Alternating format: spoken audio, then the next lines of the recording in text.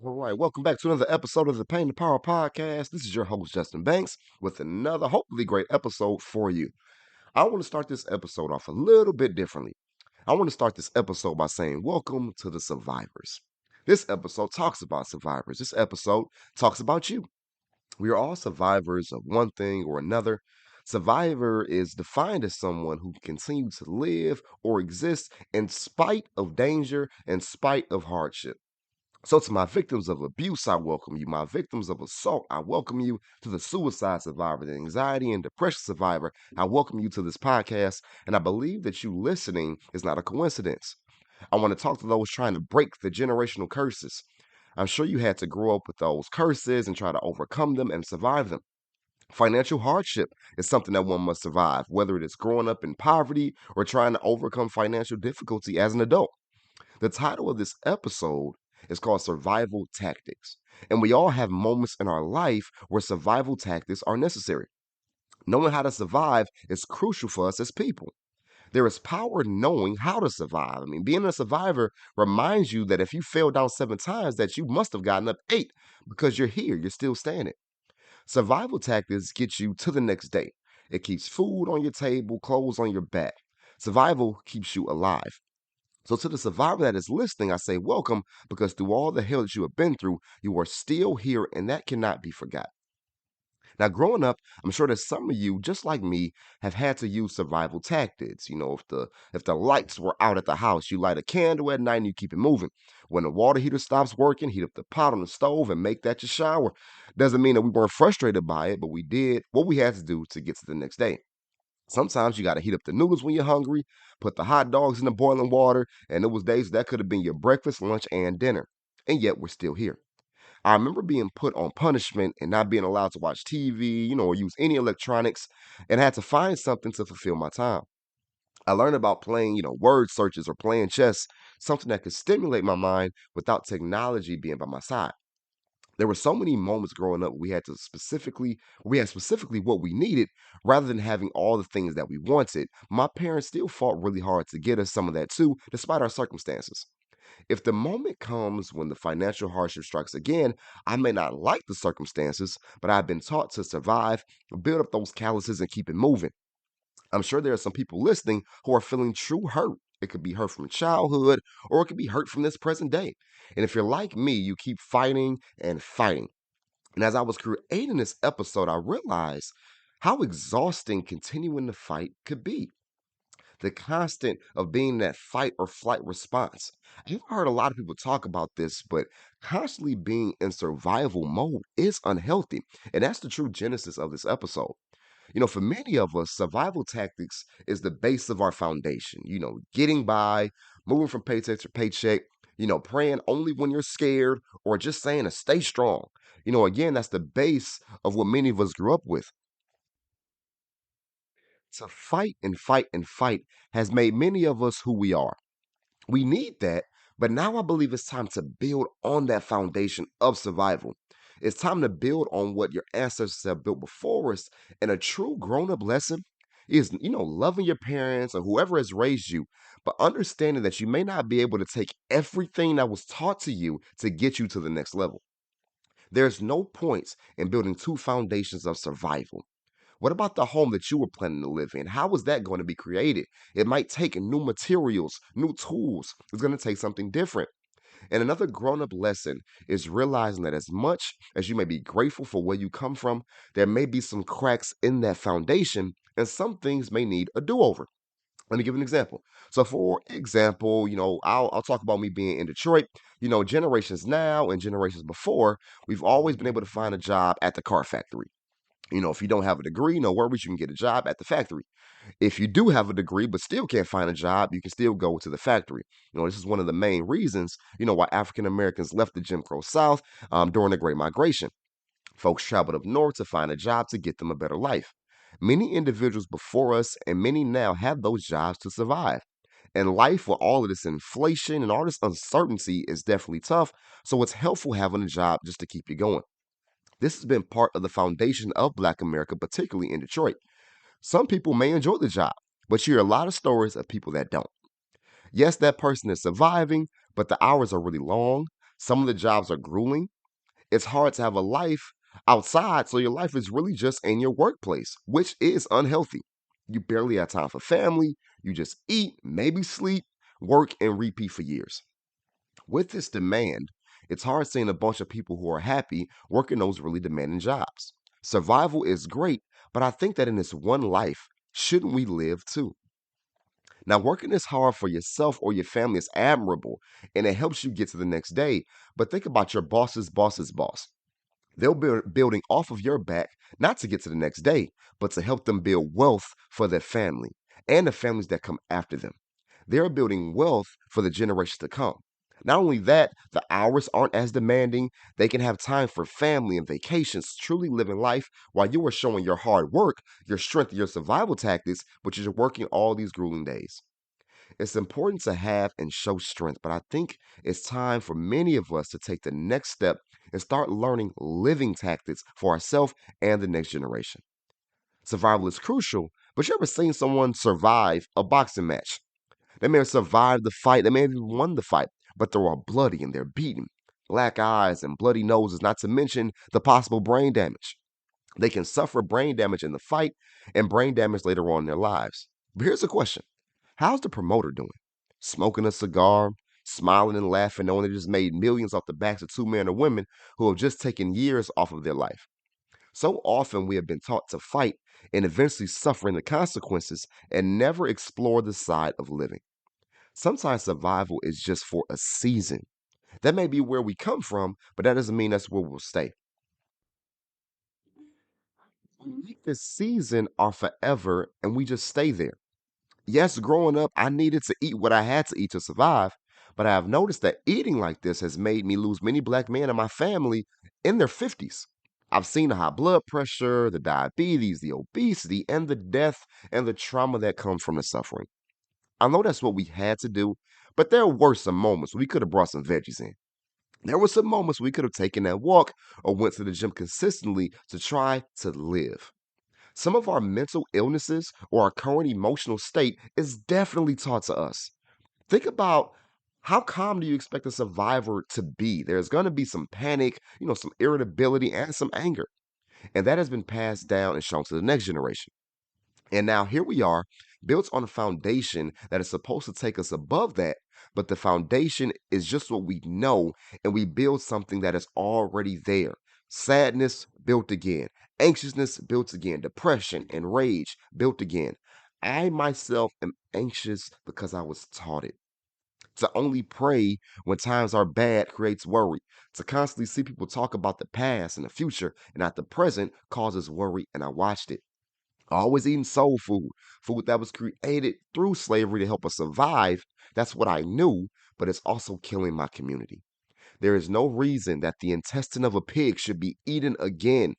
It was once given to our ancestors as slop because that is just how we were seen, and in some ways are currently still being seen. It is a taught survival tactic meant to get you to the next day, but not to the long, fulfilling life. Then we go to the funeral, eat the same food that killed the person. Survival is not meant for forever. Now, before we transition into the life portion of this episode, it is important to note that survival tactics are also systematic, and I'll speak particularly for the Black community. There weren't just survival tactics in Tulsa, Oklahoma, where Black Wall Street once resided. There were thriving and living communities until they were burned to the ground. There were once Black towns literally drowned till they became what we call lakes and rivers that we now see on our U.S. maps. There were once independent Black towns, and then freeways were created right in the middle of that town, forcing people to drive past the businesses, never being able to invest money into them, and those towns faltered. Liquor stores and fast food restaurants are everywhere in urban communities, which first harm our health, and on top of that, none of these businesses are even Black owned. Add in the government infiltration to destroy Malcolm X, Dr. King, the Black Panther Party, and it's just a portion of a 400-year resistance to try to get a free, fulfilling life. Tyree Nichols was trying to survive. George Floyd was trying to survive. Black men in prison are trying to survive, and it will be hard to survive once they get out. So let's be very clear, and now there needs to be a legislative change and a change in morality to transform lives from being survivors to living a thriving life of equity. That probably could be a survival tactics part two episode, but the focus right now is having a mindset change to create a behavior change. It's quite difficult, but quite necessary. In some instances, it could possibly be life saving. For example, poverty is a system, but the system creates a poverty mindset. In order to get some upper mobility, it's going to take a bit of different thinking. Quite possibly, it'll be things that you must learn as an adult that you didn't learn at home. For example, people with a poverty mindset might not ever be risk takers. They may never want to spend money to get money. I was doing, a bit of research and I saw an article that said that having a poverty mindset can include feeling like you're lucky when you succeed and only incompetent when you fail. It's so limiting to feel this way, but I'm a victim of it, and maybe you are too. Basically, feeling like you're never good enough. It's just a coincidence when something good happens in your life. You're not good enough to have those good things. When we do this, it weakens us and makes us forget our strength. For so long, we have been surviving serious things and we are still here standing. Survival tactics should teach us that no matter what happens, we're going to make it. It should never lower your ceiling of success. I would have never had the chance of owning a business and eventually getting some equity if I followed some of the things that were told or taught to me. Now, don't get me wrong, I totally understand the point of view of playing it safe. You get hurt enough and you just want to find a little security and be content. But as said in the last episode, how often are we content in areas that aren't good for us? The need for comfort can also be a sign of that poverty mindset because it is going to take some discomfort to get to the next level. This is especially true if you didn't have a lot of resources or help growing up and you have some catching up to do. I remember when I got my degree in exercise science and then being told to get a job at Quicken Loans. I was confused because in my mind, I know that I did not go through 5 years of studying and now have all these student loans to get a job completely out of my field. What was the point of going to school if I was just going to end up somewhere totally different? But I understand the reasoning behind it. There were benefits in a consistent paycheck. Now, I chose otherwise using my degree in the nonprofit sector, something that isn't often done, but something I was called to do. I took a chance and it paid off. Now, some of you are probably asking how working in the nonprofit sector paid off financially, but that wasn't what God put me there for. I was there to understand service and the importance of it. I was there to understand the needs of my community. I took a chance trying to be a group fitness trainer, basically with no experience. It was a risk, but it was a risk God told me to take. And with faith and with God's power, how risky was it? Incredible moments and incredible experiences, including the opportunity to purchase a percentage of a business, is something that I've always prayed for. I prayed for ownership. I prayed to give me a foundation to my legacy. And that's absolutely what it was. If I immediately just did something, based on safety or survival, I would have never gotten the education of having equity. I may have lost networking opportunities that can hopefully take me higher. Now, best believe life was life in the whole way through, but I was able to survive while still being in purpose. And I hope that I'm going into a season where I can continue to live and prosper now in purpose. This isn't just going to be done financially. This means going out and, having some more fun. When I had those moments of like feeling really depressed or anxious, basically like I have these last 2 months, my social anxiety spikes and I distance myself from everyone. This is a fear that I must face, and I'm sharing my vulnerability with you so you don't have to feel alone yourself. This has to be done spiritually, putting God at the center of my life to guide my steps. And of course, this includes living the life the right way in terms of my emotional and mental health. If that means going to counseling or working on my discipline, then day by day I have to do it. Is it now your time to live? Where must your mindset change to get to the next level? Now, I know for a lot of people, especially people my age, or honestly any age, we often use survival tactics to handle our emotions. I always have thought that there is a connect between our spirit and emotions, or our soul and our emotions. So I've been digging for some advice and some research, and I think that I found something that can get us to that next level mindset and that next level behavior. Sometimes we hear about being emotionally unhealthy. I've heard about being spiritually unhealthy, but I've never really heard about connecting the two together.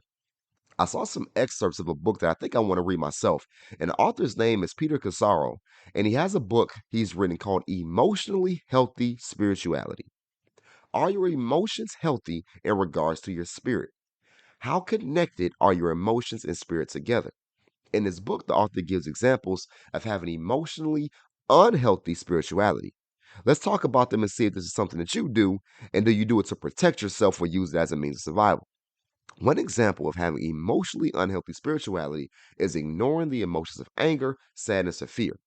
Because we may know God as our strength, we almost neglect our negative emotions, but we are honestly just bottling up how we feel rather than dealing with the issue.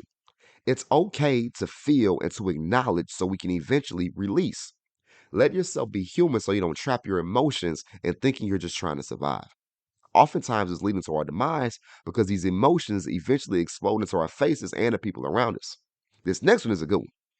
Are you dying to the wrong things? Now, Scazzaro was speaking more so from the Christian perspective, saying that we should not annihilate the good within us, but surrender the negative in the sense of God. I think you can look at this from another perspective, specifically asking, who are you sacrificing yourself for? Are you giving to something that is draining you? What is sucking the life out of you, but yet you are committed to it and therefore dying from it? This can range from addiction or to jobs or toxic relationships. Toxic is a word that's said all the time, almost so much that it can just be this broad term. But I'm asking, are you dying to something that isn't reciprocal in nature? Does it give back what you give? Is it physically damaging or traumatizing? Have you surrendered to this? This is possibly making you die within, making your emotions and your spirituality unhealthy. This last example of emotionally unhealthy spirituality is doing for God, but not being with God. Doing nice things for others shouldn't be a performance or a means for entertainment. I've never liked when people would pick up a phone to record them, giving money to a homeless person. You're showing that this isn't even about you giving back. It's about people noticing you giving back, hoping to get likes, comments, and attention. It's always the same caption, too. Be a blessing to others. When you with God, you just are. You just be.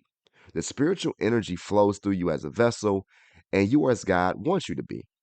You will be imperfect and you will have flaws, but being a good person will just be normal and not some surprise. Being decent shouldn't be recorded, and you shouldn't do something nice and then look up to God and hope that He saw it. You are already saved through Him. Godly actions, godly love, and responsibilities are just expected. I want to finish this episode getting a little spiritual, and real quick, I want to talk about Job in the Bible. I've talked about him before, and I've always been fascinated with this story because Job is a story of really being human.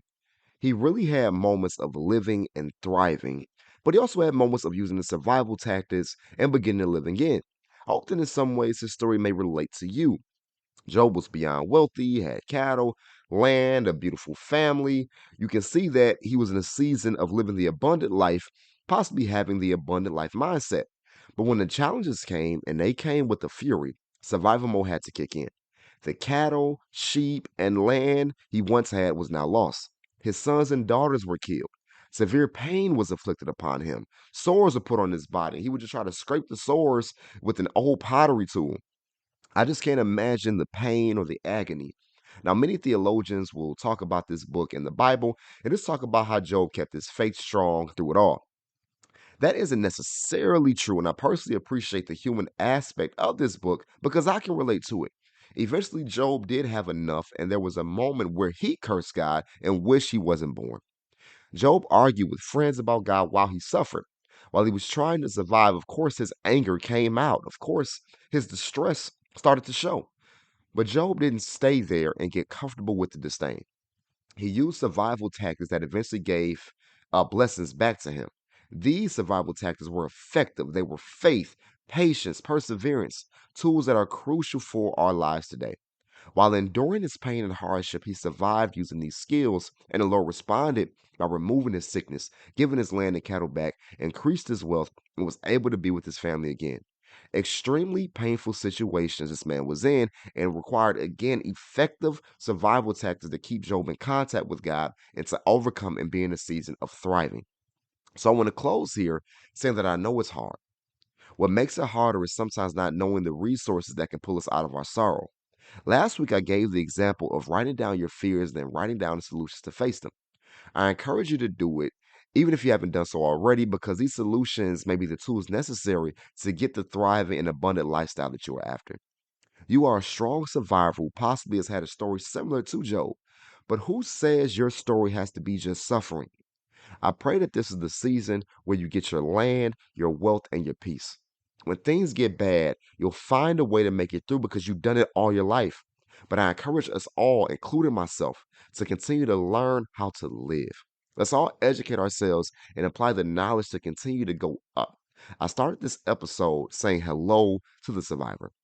May I now say goodbye to the overcomer, the winner, the thriver, the happy person, the gracious person, the emotionally, spiritually, and physically healthy person, the person who truly turned their pain into power. Affirm your happiness and let's apply it to our lives. Feel free to shoot me a message through my social if you have any questions or even if you have any wins that you want to share. I don't want us to feel alone on our journeys. I truly hope that you have a great day and I truly hope that you'll be powerful. I'll talk to you soon.